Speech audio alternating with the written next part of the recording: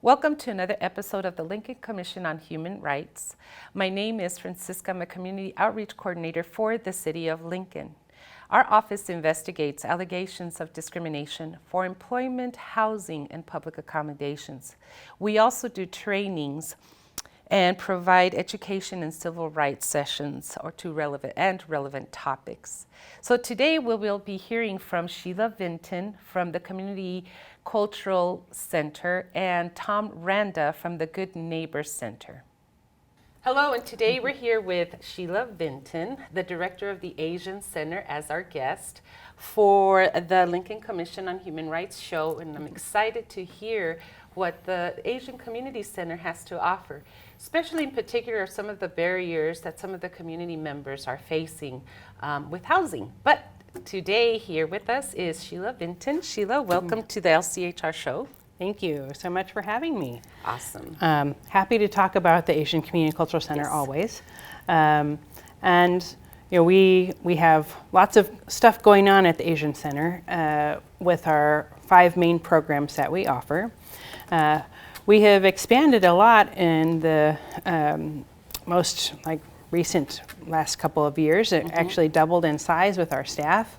Yes. And we've really embraced supporting the Afghan arrivals and the Ukrainian arrivals that are coming to Lincoln. But we have so many services to offer immigrants and refugees. One of them is through our Family Resources Program, and with that our staff speak over 20 languages and offer support in filling out forms to get social services that people have are qualified for, to translate or interpret on their behalf and interacting with those agencies, citizenship programs that we share with El Centro de las Americas, and other English classes that we do. We have a sponsored English class from State Farm Insurance where we do English for driving.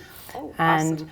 The clients can learn some of the symbols and some of the vocabulary that they'll need when they need to take their test. Right. And we set them up to take their learner's permit, and then they can go on and practice with their learner's permit and even go on and take some other driving classes as well to get fully licensed. But a lot of newcomers are really needing that service. And then we have a driving simulator, so people can sign up to do actual practice driving in a safe way. Okay. Can I use that as simulator? Sure, right? Sure. Yeah, it's kind of a fun way to learn some of the things that you might encounter on the road and to practice obeying traffic signs and signals.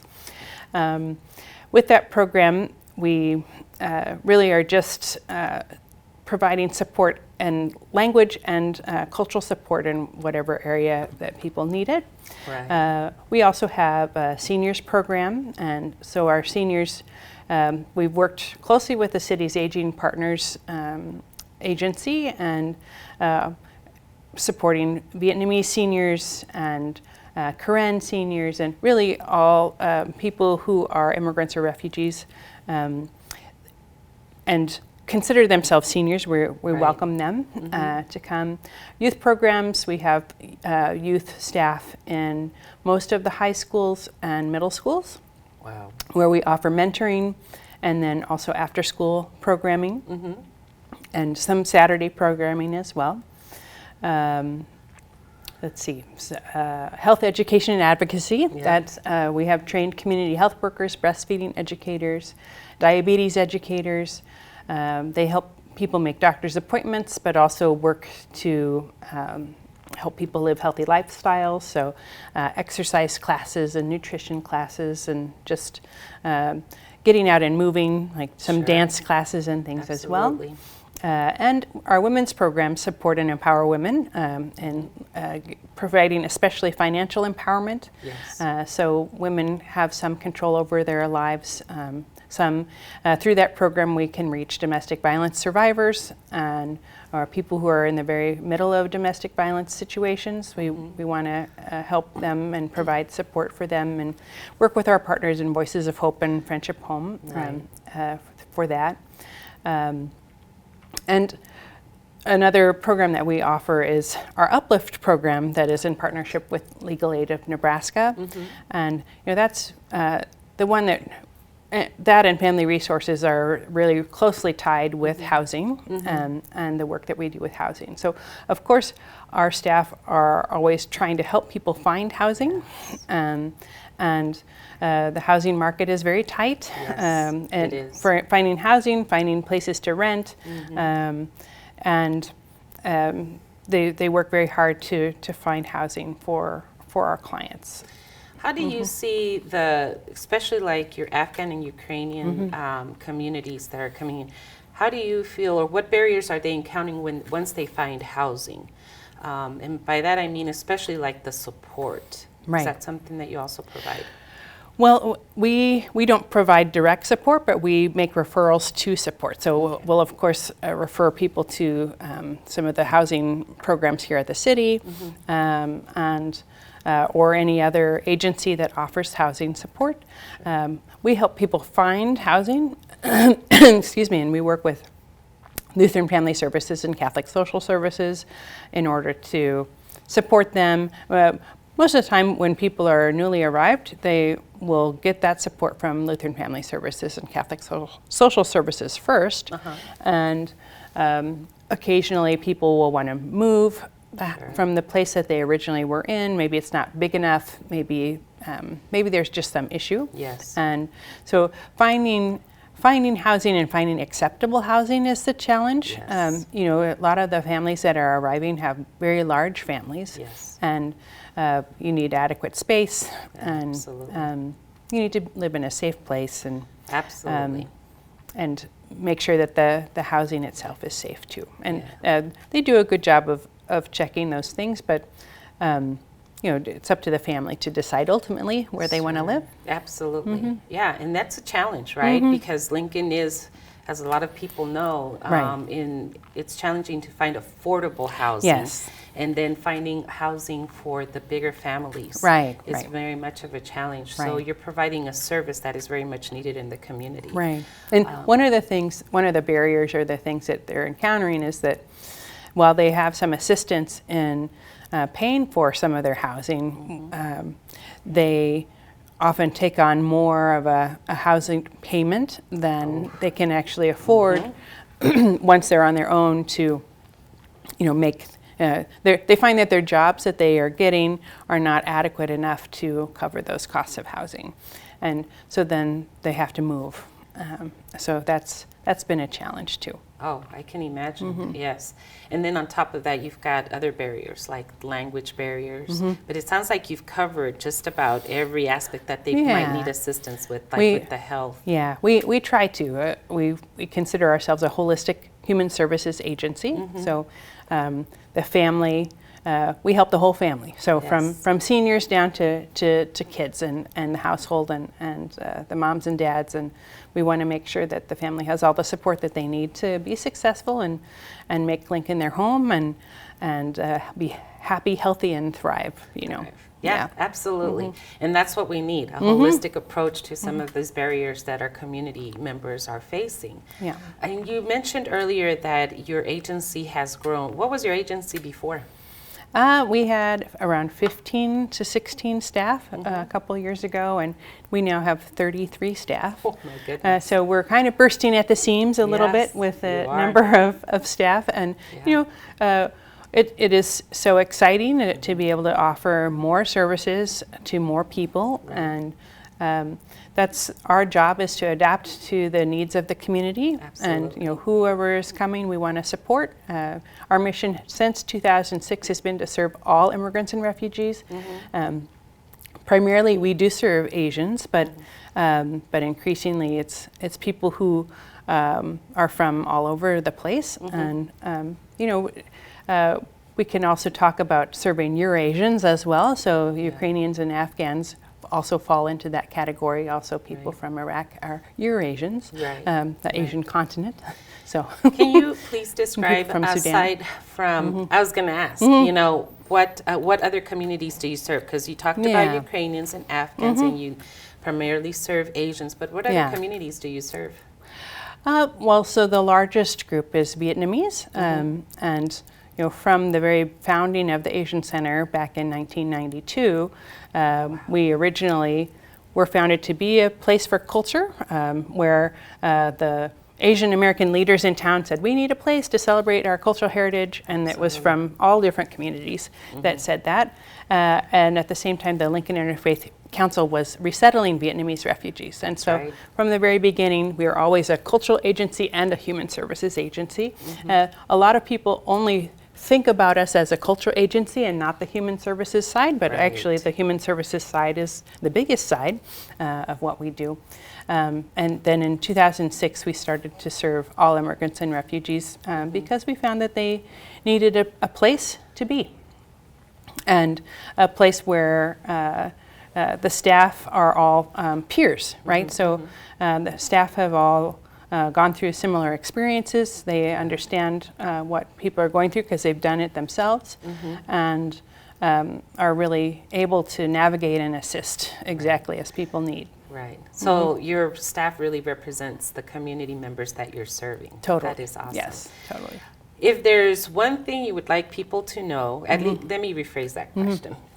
What can people in our community do to assist your agency? I know that you're currently funded in different ways, and you're growing, and like you said, you're bursting at the seams, but what can we as community members do to ensure that the Asian Center continues with the programs that they currently have?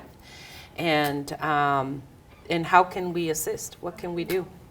Well, we always love to have volunteers, especially in our youth and senior programs, but being a language partner or a citizenship partner to help people study. Your gifts or your monetary donations really help support. Some of our volunteers don't speak the languages that our clients need, and so helping in other ways is great. Donating, whether it's money or goods or things, time, that is really, really great too. That is really good. So if anybody wanted to take goods, in case they don't do monetary, where would they take them? Our location is at 144 North 44th Street, Suite A. We're in the basement of that building. The entrance is on the east side of the building. We don't do a lot of goods distribution, but especially during the pandemic, we were really we did a lot of facilitating between people who had to isolate and getting food from, say, Good Neighbor Center or Center for People in Need and taking it to people that weren't able to get there themselves. And we still do that somewhat for senior citizens and that sort of thing. So that's great. We don't have, because we've grown so much, we don't have a lot of storage space, but we facilitate, like, I have a couch, and then they need a couch, so kind of facilitate the in between. So we don't actually take the couch, but we help them find the place to donate their And goods to. as far as housing goes, going back to that, because I know that's a huge issue right now. What if you could talk to landlords and people who have especially big homes, what would you ask of them? Well, I'd ask of them to think about the long-term success of the community and being a support for these families. So many landlords have actually stepped up. So we did a show, I don't know, a while back, and we said, if you have a place to rent, please consider renting to our new incomers who are kind of struggling, and they are waiting for work authorization. So sometimes there's some gap in between times when people really want to work, but they can't because they don't have authorization. And it's an opportunity for people to really be generous and help out in that situation. And then that family is going to be working really hard, and that support will pay off for sure. That is wonderful. I know you have a couple of events coming up. One of your biggest events is Curry Clash. Yes. Would you please do a plug-in on that one? Sure. Oh, yeah. If you haven't been to Curry Clash, then you're really missing out. It is really It's good. really good, isn't it? So we invite 15 different chefs from all over the community to provide a curry-inspired dish, and people who attend can vote for their favorite, and we also have celebrity judges. This year it will be Todd and Connie Duncan, Police Chief Teresa Ewens, and a representative from Black Hills Energy as a sponsor donor. And they choose their best dishes from the best chef, the best restaurant, the best dessert, and this year our new category is best beverage. Ooh, yeah. That sounds interesting. And yeah. this is an annual event, It's right? an annual event, November 3rd, and there are tickets on sale now on our website, lincolnasiancenter.org. And that's a great way to support the Asian Center and the good work that all of the staff do. They are really really great at providing whatever people need, and working with all the other agencies in the community to kind of wrap around those services for folks. Thank you so much for taking the time. I'm excited to be at Curry Clash. So thank you to Sheila, Vinton, for being with us today and giving us information on the Asian Community and Cultural Center. Yeah, thank you for having me. And we'll be right back. We're going to take a quick moment, and Tom Randa will be with us next.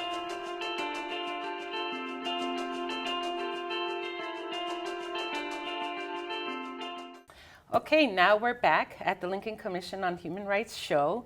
And as I stated before, we were going to welcome Tom Randa. Tom, how are you this morning? I'm doing all right. Tom is the director of the Good Neighbor Center, and we would like to ask you a few questions and kind of get to know a little bit more about what the Good Neighbor Center does. Okay. And so, so tell us a little bit about yourself and what the Good Neighbor does. Definitely. As you heard, my name is Tom Randa with the Good Neighbor Community Center, and I've been with the center now for 15 years. I'm originally from Kenya, and I came to Union College and graduated in '05, and computers got me into the Good Neighbor Community Center. They needed an IT technician, and so that's how I got my job. So I did that for about 5 years, also as the program director. And as you know, with nonprofits, you also have other hats. Yes. Coordinating volunteers and doing all sorts of things. So during that time is when I got a lot of experience working with our community partners. And so in 2012, when our previous boss retired, her name is also Sheila. So, so she got to retire, and the board decided that I should take over.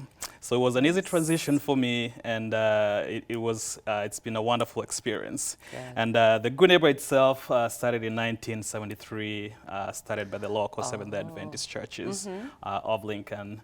And for the longest time, the volunteers would handle the things over there. We had a wonderful director, most of you may know her, Hulda Roper, our first female police officer in Lincoln. So wonderful experience with her, wonderful programs under her. But we mainly deal with basic and emergency needs, with food distribution being one of our programs. We see a lot of people coming for perishable food. We have a pantry as well. And then we also have a shopping floor where we get donations from our community. And then we're able to give those out to those who are in need at no cost to them.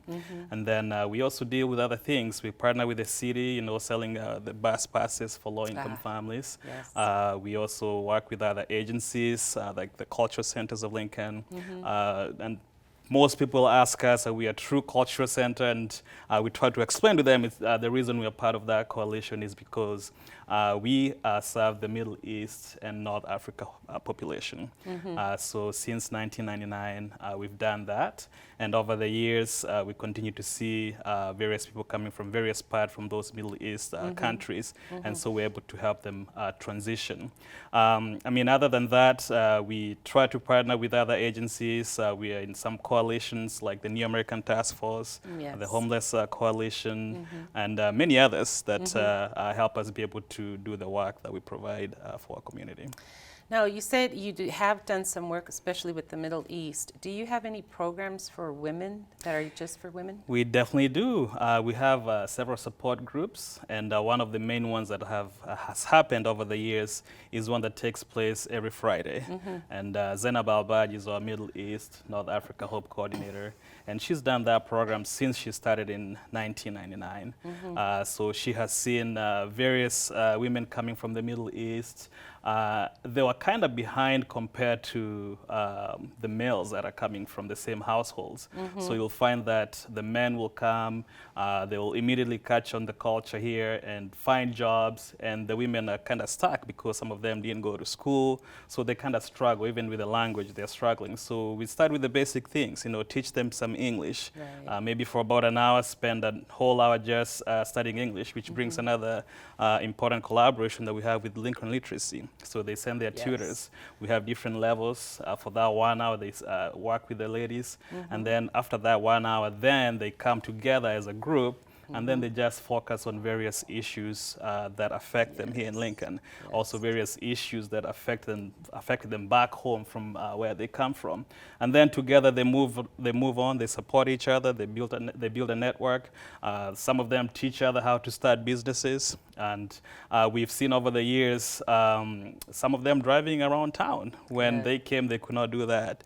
So it's a very proud moment when, as a staff members, we are moving around town, seeing those ladies from back in the 90s, 2000s, driving, and they're very confident, they're very independent. They don't have to wait for their husbands to be able to go shopping for the family, because now the husband can buy them a vehicle. They can get in and go get some groceries for their families. So that's kind of the work that we do with the women, a lot of support groups. And another one that we try to do is some of the barriers that they face would be, if you think of it, most of them because of their religious background, they may not be able to go in public without their hijabs, without covering. So you can think about going to a gym. For you and I, it would be really easy, we'll just go. But for them, you have to think about not being able to uncover. So if I want to learn how to swim, for you, it will be really easy. For me, it will be really easy, but for them, it will not. So we try to partner with various organizations and maybe find a private pool. Could be a public one, but maybe make some private time for them to be able to go and maybe spend an hour or two so they can learn how to swim. We don't want them drowning in any case, something like that happens. And their children as well. We want to make sure that the building is secure, only female staff members are working with them. And we did that with them for a very long time, such that now they have also learned how to do it themselves. They'll go to various places in town and say, this is our barriers, we were told we can come to you, talk to you about this, how can you help us out? And we've found out that we no longer have to do it for them because we taught them how to do it. They can go to various places and be able to do that on their own. That sounds wonderful. I didn't realize that. I kind of knew about the women's group, and it is an awesome group. Zainab does a wonderful job with that group and seeing the women and how they interact, but I did not realize to what extent the Good Neighbors Center and Zainab do for the women. So that is wonderful to hear. I do appreciate that. So while you do mainly perishables and emergency services with the community, are you finding any barriers as far as housing? Like, are you having more individuals or families come to you for housing assistance or referrals? Yeah. I think if you think about the transition from the time they come from the resettlement agencies and then they're on their own, figuring things out, especially since they're new into the country, it's kind of hard for them. 3 months is not enough for them to learn how to find a house and pay the rent, sign all the documents that they need. So they do come to our agency and ask for assistance. And so we are with them the whole time. So each case is different. Some may be ahead of others. Some are just, beginning. So we're trying to build that relationship between them and the landlords and being able to teach them, this is the time you have to pay your rent. Otherwise, after this, there's penalties. So a lot of education on things like that. If you think about where they come from, maybe things were casual. Maybe they didn't have to do all these things. But the system here is kind of different. If you don't pay your rent, you get evicted, and Right. we don't want it to come to that. And some do need the help to pay for the rent, so we'll go to an extent of applying for housing, helping them apply for housing, interpreting for them, making those appointments with them, and all our staff members, that's one of the main things that they end up doing. Want to make sure that while they're in Lincoln, that they have shelter, and that's one of the basic things that we try to help them out, because we know that without the shelter, then you'll not be able to focus on other things that will make you Right. become self-sufficient. Right. So one of the things that we learned through Sheila from the Asian Community Culture Center is that a lot of her staff is bilingual, so they know Yes. several. I wanted to ask you about your staff. Aside from Zainab, which you mentioned, Yeah. she Yep. speaks Arabic. Do you have additional staff with different backgrounds? Our program mainly focuses on those from the Middle East, so those are the majority in our building. But then we do have another collaboration, of course, with the Asian Center now, working with the African population. Right. So we do have those that speak those languages from there as well. I myself speak Swahili, and I've also been able to help some people from Africa that mainly speak Swahili. So there's a few of us, not too many, but we also have one that used to speak French. But the need for French has not, been high. So, but whenever it comes around, someone will be there to help out. Yeah. And since the Good Neighbor Center's been around for so long, which sounds like it's really sustained. 49 here, years. 49 years. Going on 50. So are we having a celebration for 50th? Next year, yes. Next year. Yes. Okay, so that way you can let the community know to be Definitely. collaborative and come Yeah. around and help Yeah. celebrate that. That sounds For sure. wonderful. Yeah. Aside from helping your Middle Eastern, primarily community, is this a center that is opened for everyone in the community? It is. As a matter of fact, when it comes to housing, you can think of the COVID season that we had. It was a tough time for our community. Yes. And the Good Neighbor Center had applied for a grant from the state for food. And we got that. Then when we were done, the state approached us and said, hey, you guys do a wonderful job together with the culture centers. What if we piggy ride on that grant to help identify a need in the community that you guys do? And housing was one thing. People could not pay their rent during COVID. Yeah. So we asked for an additional $280,000 that the culture centers as a whole was able to help those that we work with in our various agencies. Right. So that's another collaboration that we really loved having during COVID season. We had others, there were several other things that we did together, but mainly on housing, that was one that we were able to do during the COVID season. Yeah. That sounds wonderful. Yeah. So it sounds like Good Neighbor is very, very busy. Yes. And we certainly appreciate that. Do you have information, for example, on when your perishables are given out? Yeah, definitely. And before I even say anything about that, I want to just thank the Food Bank of Lincoln, because without their support, we would not be able to do this. So it's been a collaboration for so many years. And again, I'll mention over COVID season, when they were looking at agencies that they would keep supporting during the COVID season, Good Neighbor Center was among those that were selected to keep serving the community. So every Monday from 10 o'clock, people can come to our center and get perishable food. Also every Wednesday around the same time, 10 o'clock, they can do the same. Unfortunately, the program has grown to a point where we can no longer house people and food in our building. Right. So we've run out of space. Right. I remember when I started in 2007, we used to house everything in one single room, Right. auditorium, the food, the people, but the program has grown, which means the need in Lincoln has grown. And that's what we're seeing across all our programs, together with the cultural centers as well, that the need in our community is rising, and we are running out of space in our community centers. So we're trying to look for solutions for that. So every Monday, every Wednesday, they're welcome to come and get perishable food. For pantry, they can call us anytime, and we set appointments for those. What we try to do is we ask them to come the next day. Right. So, but there's enough food to keep them going for a whole month from our pantry, and then they can substitute that with the perishable food that we provide. And we have also a lot of various sites in Lincoln where they can go. We also partner with Allen Chapel. They're on site on Sunday at 3 o'clock, and people can also come to our center and get more perishable food. Can individuals get that information from your website? Yeah, definitely. And Okay. our website is gncclincoln.org, which is basically Good Neighbor Community Center. So gncclincoln.org, that information is there. They can also find us on Facebook. We do share pictures of what is happening, and if we have any closures, they can be able to see that and updates. So yeah, they can visit that and should be able to get all that information. Yes, a lot of information. We'll make Yes. sure that that is put up at the end, both the Asian Community Cultural Center and the Good Neighbor Center. Tom, I want to thank you so much for taking the time to be with us here and talking you. about what the Good Neighbor Center is doing. I want to thank Sheila Vinton, the director of the Asian Community Culture Center, for taking time to be with us here today. And so with that, thank you so much. you. I Thank you. appreciate it. And with that, we will sign off. Thank you to our community members and for joining the agency. And remember, we all have rights.